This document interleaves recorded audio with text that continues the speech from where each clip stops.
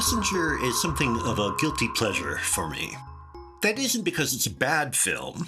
Made by anyone other than Michelangelo Antonioni, it could rightly be hailed as a stylish thriller. Compared with Antonioni's earlier groundbreaking work, however, it is relatively conventional. Unlike his best films, it opens no new territories of potential expression.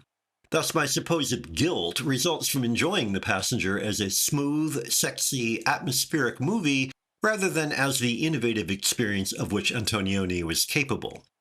To put the matter simply, I recognize the brilliance and audacity of Antonioni's L'Avventura, but I'd rather watch The Passenger. Jack Nicholson stars as David Locke, a British journalist covering an African civil conflict.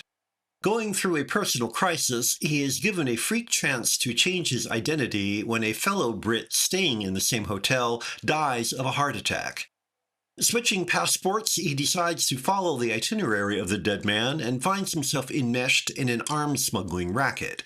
He meets a young woman, Maria Schneider, who accompanies him as he tries to keep the appointments in the dead man's calendar. He is soon being chased both by government agents of that African country and his own friends and family, who realize that something is amiss when they see the wrong photo on Locke's returned passport. The script for The Passenger could make an entertaining film from any competent director. A Hitchcock could have turned it into an emotional roller coaster that keeps us on the edge of our seats. Antonioni creates suspense, but it clearly is not his primary goal. The combination of the fairly standard content with Antonioni's fluid, unpredictable approach give The Passenger its unique feel, making a straightforward thriller into a sensuous existential mystery.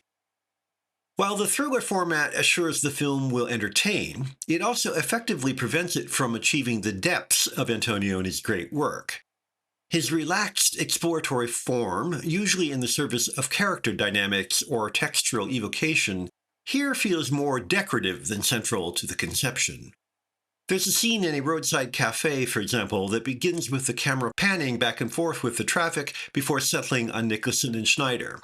Neat, inventive, striking, and all that, but what exactly does it have to do with the scene? Such moments, and especially the famous long-take penultimate shot of the film, make it tempting to conclude that The Passenger is ultimately a filmmaker's film and thus why I like it personally.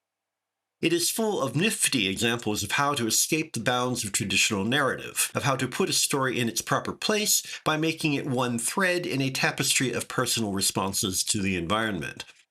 The price is that the results are neither as immediately satisfying as traditional methods, nor as profound as the director's best work. As much as I enjoy The Passenger, in other words, it doesn't supplant L'Avventura.